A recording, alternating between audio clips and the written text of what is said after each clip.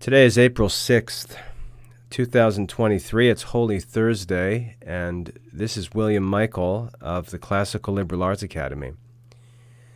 As we prepare for Easter, we are asked to reflect on the significance of the resurrection of our Lord, and not only the resurrection of our Lord, but also our resurrection.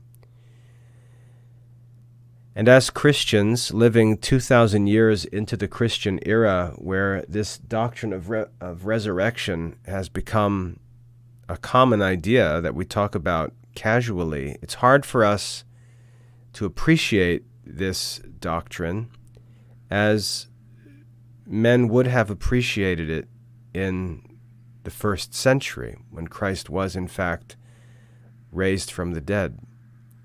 And so I wanted to take some time today to talk about why the resurrection matters. Why the resurrection matters. Recently, in my own philosophical studies, you may have noticed on social media that I've been posting quotes from Cicero's Tusculan Disputations. I've been reading through Cicero and reflecting on his teaching, which, not by any plan of my own, just in God's providence, has been on the topic of death. And so I've been immersed in this study of the pagan, or the virtuous pagan, approach to dying, and how they learned to manage bearing with the thought of death. Before I talk about that, I'd like to just refer to the relation between Christ's life and this problem of death in human life. In Hebrews chapter 2, we read the following. This is Hebrews chapter 2, starting in verse 14. We read that because the children are partakers of flesh and blood, Christ also himself in like manner hath been partaker of the same. So this is the purpose for which Christ came in the flesh, so that through death he might destroy him who had the empire of death, that is to say, the devil. Let me read that again. Christ hath been a partaker of flesh and blood, so that through death he might destroy him who had the power of death, that is, the devil. So Christ came in the flesh to suffer death, so that through death he might destroy the devil. And we read that the devil has the empire of death. So the devil's malice, his desire that death spread to all men, was actually being gratified as he ruled over the human race. And his desire was satisfied in that all men suffer death. But Christ came into the world to destroy that empire of death that the devil ruled over. And he did so by taking upon himself flesh and blood and suffering death, so that, again, through death, he might destroy him who had the empire of death. And it goes on in verse 15 of Hebrews 2 to read, and that he might deliver them who through the fear of death were all their lifetime subject to servitude. That he might deliver them who through the fear of death were all their lifetime subject to certitude. So we're taught in the book of Hebrews that mankind, all men, live in a kind of servitude where they are enslaved to the devil, and what actually enslaves them is the fear of death. The fear of death enslaves men and makes them subject to the devil and gives the devil empire over men. And if we look at our society where Christianity is becoming less and less popular, I could say, we see that as Christianity declines and as belief in the resurrection declines, this fear of death increases, which is why science and medicine become the focus of an anti-Christian culture. This fear of death increases, and men subject themselves to the devil because of their fear of death. And so all human beings live in this servitude to the devil because they fear death. Now, for us living 2,000 years after the resurrection of Christ, we would expect to find that there is not the same kind of fear of death as there was before the resurrection. And when we read through the religions and the philosophies of different people in the ancient world, we find that all of them had a different approach to handling this fear of death. Two that I'd like to focus on, maybe even three, would be that of Cicero, which I've been studying recently and have fresh in my mind, that of the Epicureans, and that of the Stoics.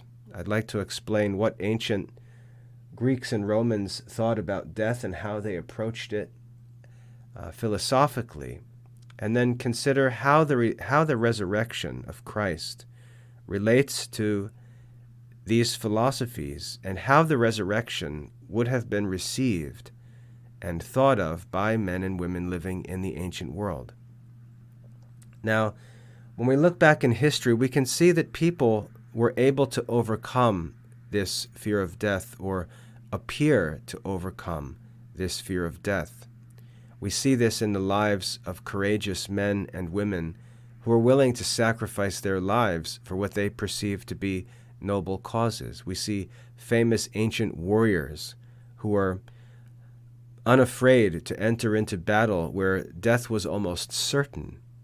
Obviously, they had an answer for this fear of death, and they were able to face death without much fear or anxiety. We see women, and I think this often is taken for granted, we see women who are willing to go and face death for the sake of bearing children, which is extraordinary. And again, I don't think we spend enough time talking about that in the ancient world. In the modern world, it's a little bit different. Women are given epidurals, and they can even be delivered through cesarean sections and things like that. They don't necessarily need to take upon themselves this threat of death in childbearing. But in the ancient world, a woman went into childbearing having absolutely no idea what might come of it. And they had to be willing to sacrifice their life for the sake of bearing a child. And that courage of women, especially in the ancient world, when they faced all of the dangers associated with childbearing, and did so heroically. We don't give enough credit to women in ancient times for doing that. But we see that women were able to overcome this fear of death. They were able to overcome this fear of death because they had a hope that they focused on that was the delivery of their child, the enjoyment and the happiness that they anticipated receiving from the birth of a child. That joy set before them gave them enough hope of happiness that they were willing to take on this fear of death. And that's really incredible, and I think it's revealing to us, because the answer to this fear of death is present there in women's willingness to bear children, and also in the willingness of men to go to war and face great dangers, not because they were eager to die, but because they fought with a hope of victory. And so we see that hope in a happiness that's considered greater than the danger that's perceived in death, always gave men and women the ability to overcome the fear of death. So we have this interesting meditation on how men and women dealt with death throughout history. But when we come to philosophy, we find people who are not in the battlefield, who are not delivering children, who are not facing immediate death, but are living at peace, in leisure, in good health, and so on, thinking about this question of death so that they can live wisely and virtuously in their present life and not allow death to hold them in captivity, that they wouldn't be servants or slaves or subjects of the devil and of all kinds of vices. One answer to this question came from the Epicureans. The Epicureans denied the existence of any spiritual beings or spiritual nature of any kind. They believed that what we see, what exists physically, is all that there is, and therefore in death there is simply an end of human existence. If we believe that death is simply the end of our existence, then we certainly can overcome a fear of death, because while we may think about good things that can no longer be enjoyed when we've died, we can also think about the evil things that will be avoided by death. And if we think that death is not necessarily an entrance into any worst situations or misery, but is simply an end to our existence, it makes death to be something that's not to be feared at all. And if death is not to be feared because our existence simply ends, then really the greatest evil in this life would be pain in the body while we live.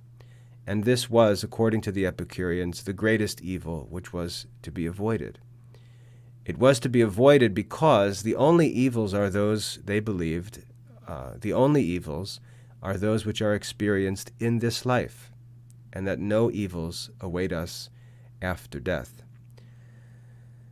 So this is the foundation of the Epicurean philosophy, and this belief that the human existence simply ends at death, and that there is no soul, but human existence is entirely contained within the operations of the body, and that when the body dies, all of these operations cease, and man simply no longer exists.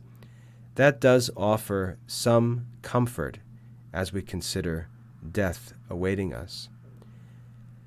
So that was how the Epicureans thought of and talked themselves through this fear of death so that they were able to overcome it and pursue a certain degree of happiness in this life. The Stoics believed that there was a soul, and they believed that when the body dies, the soul does live on, but they believed that the soul only lives on for a certain period of time. And so even still, if there was any misery to be borne in the world after death, it was only a temporary misery. And they had to admit some existence after death because virtue really loses much of its motivation if this physical experience is all that there is. Why would a man be willing to die for his friends if this life is all that there is? Why would a man be willing to sacrifice present enjoyments of good things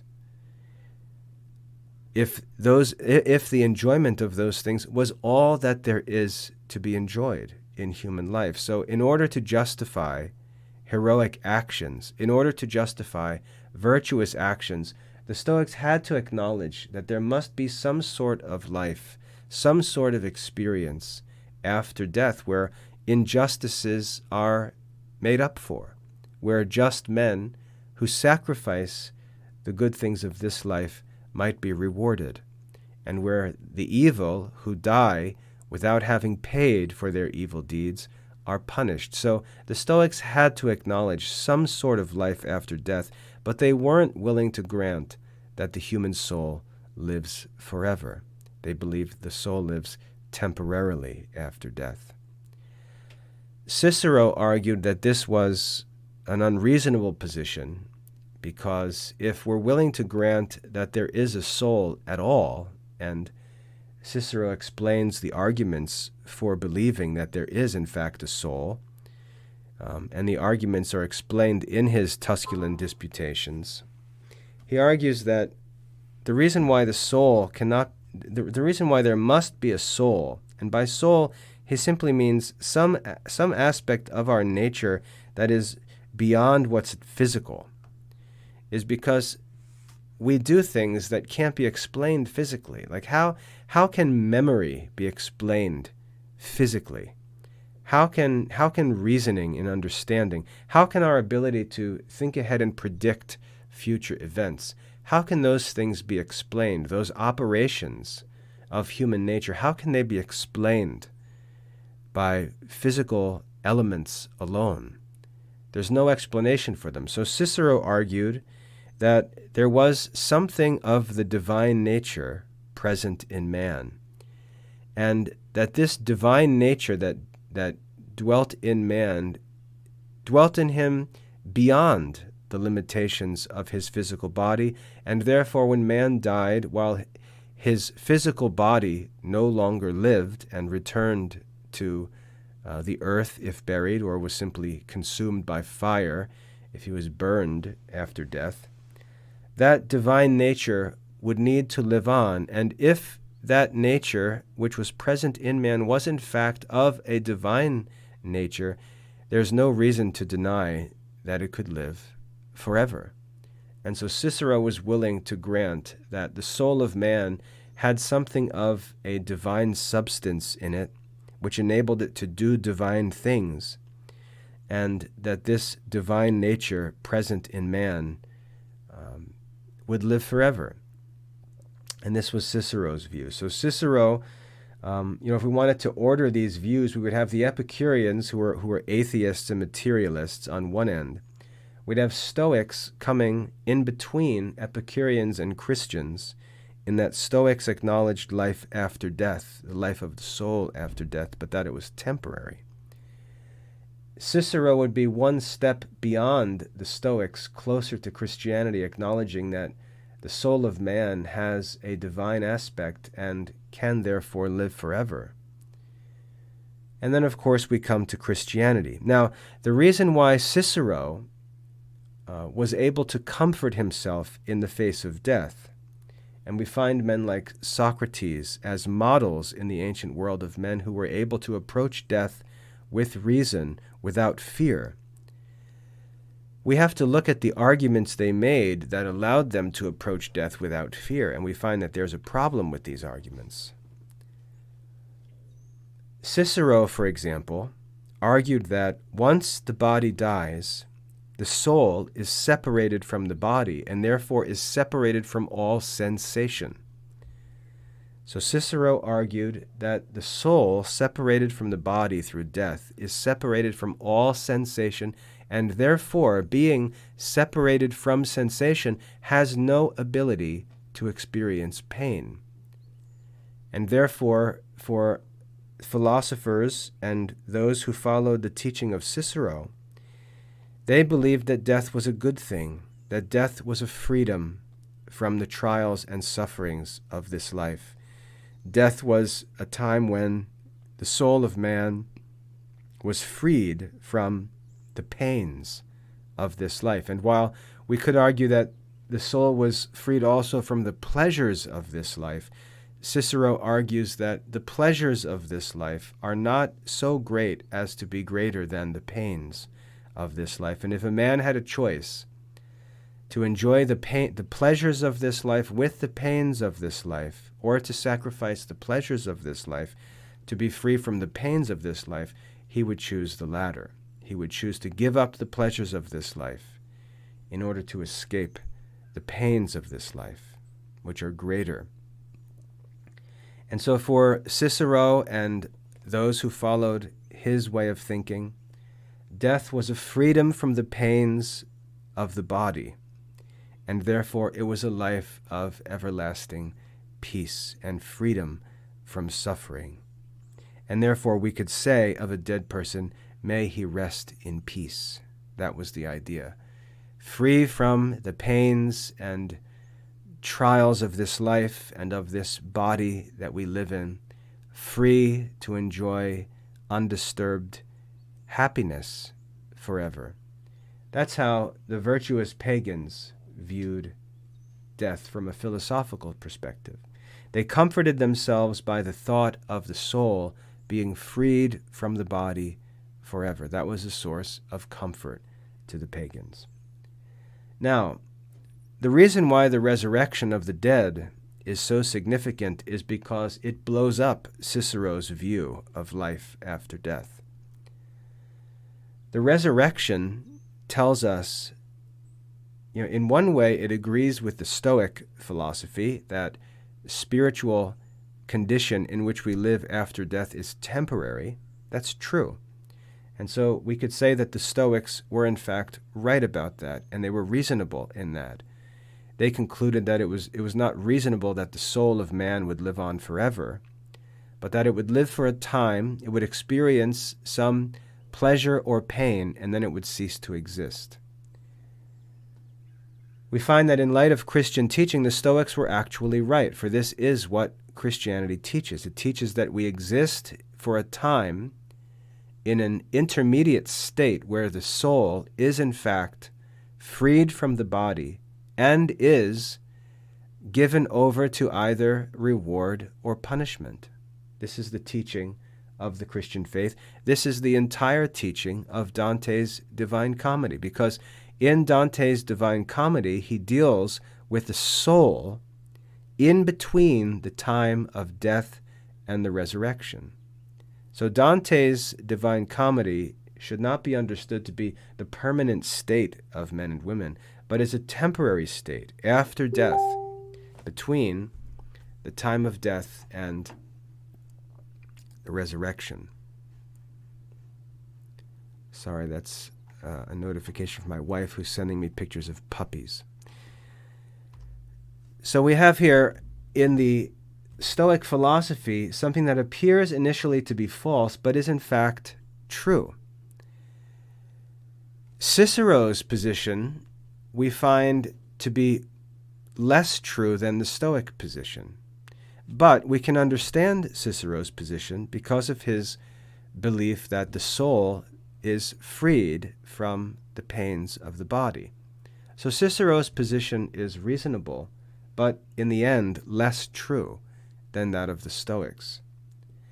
The reason why Cicero's view is false is because of the resurrection of the body. So while the soul does experience a time separated from the pains of the body, it is reunited to that body and therefore enabled once again to experience sensation. And this is what's significant about the Christian doctrine of the resurrection. The soul will experience sensation for all eternity because it is reunited to the body forever. So in the Christian view of life after death, we have two different periods. We have the period where the body is separated from the soul, and this is what we refer to as the three states of life after death: heaven, purgatory, and hell, where we have two different kinds of people. We have those who die in a state of grace as friends of God, but in two different conditions: the saints who have attained to perfection, and they enter immediately into a heavenly experience where the saints would be considered to dwell today.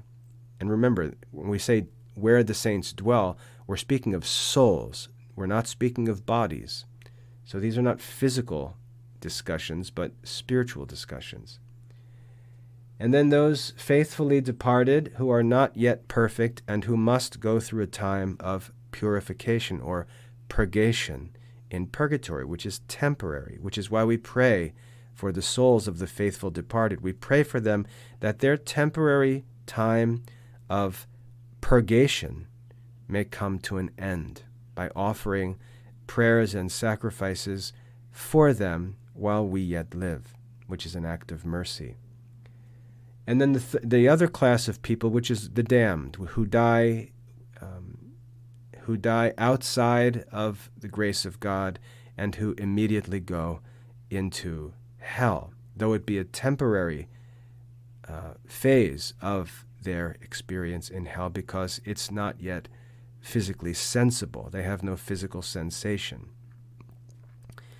So we have these three states of life of the soul after death, awaiting the resurrection of the body. And then after the resurrection of the body, we have the existence of two states, heaven and hell, which endure forever, in which the soul, being united to the body forever, can again and will again experience sensation for all eternity.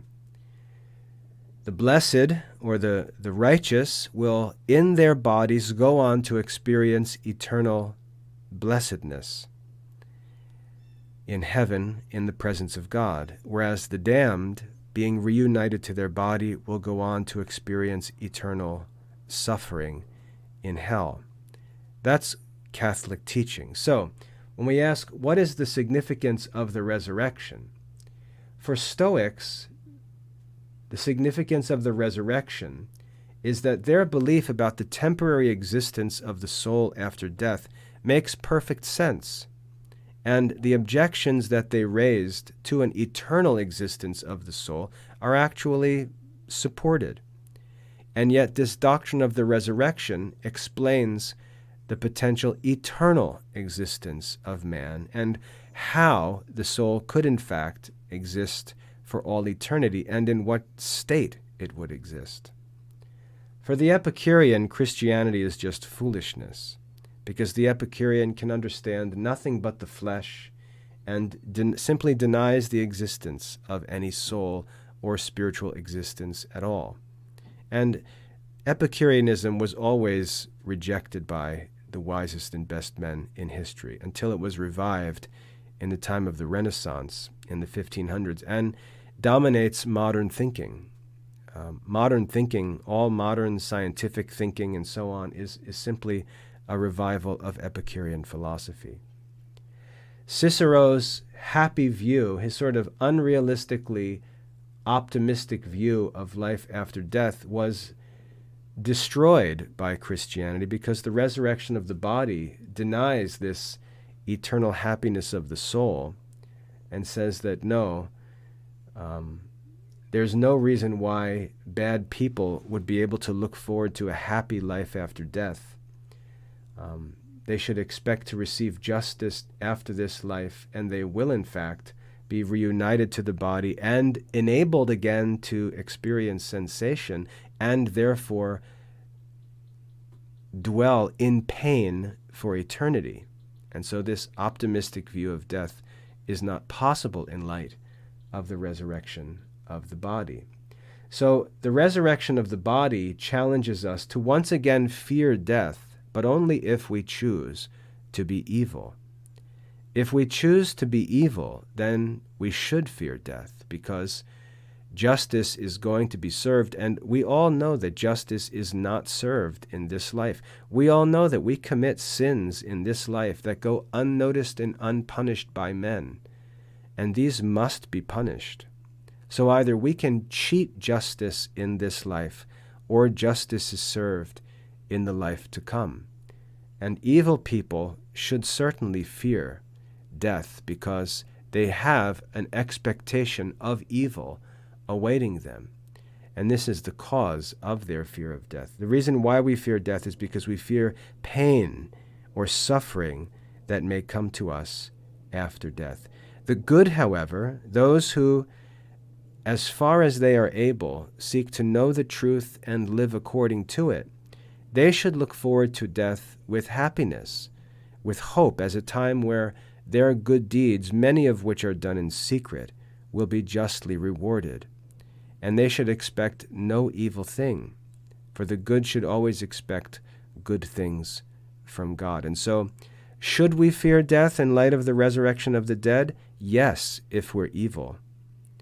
But if we are choosing to obey God's commands and live virtuously in this life, then we should look to death as something even greater than Cicero expected. We should look to it as a time when we will be rewarded for our good deeds. And we are motivated to persevere in good works by the hope of the resurrection, which is what St. Peter said. He said, anyone who has this hope in himself purifies himself. So the hope of an eternal reward to be enjoyed sensibly in the body forever should motivate us to sanctify our lives. It should also motivate evil people who are committed to their sin to despair. And we see this in the life of Judas Iscariot. Judas Iscariot had no intention of being converted or amending his life, and therefore, facing the fears of the life to come, chose to kill himself, which is a reasonable response from people who refuse to turn to God. And it's no surprise that as time goes on in our anti-Christian society, we're going to see suicide become more and more common. Because, as I said, when one denies the resurrection of the body, or when one believes in the resurrection of the body, but refuses to amend his life, the only reasonable response is self-destruction, and it's just spiteful and foolish. But it's reasonable based on the assumptions and premises that are committed to by evil men. And so we're going to see more and more suicide as our society becomes less and less Christian.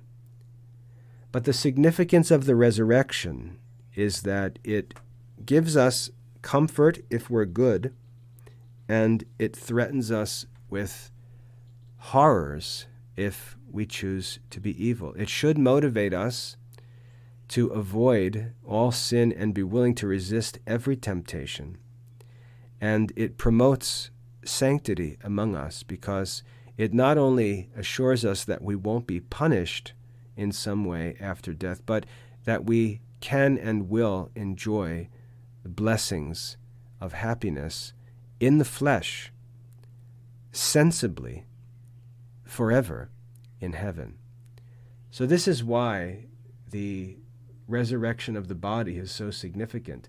It's important to see that when the apostles went out into the pagan world, you can read this in Acts chapter 17, where St. Paul preaches to Epicurean and Stoic philosophers in Athens. You can read their response. It says, some of them laughed when he spoke of the resurrection.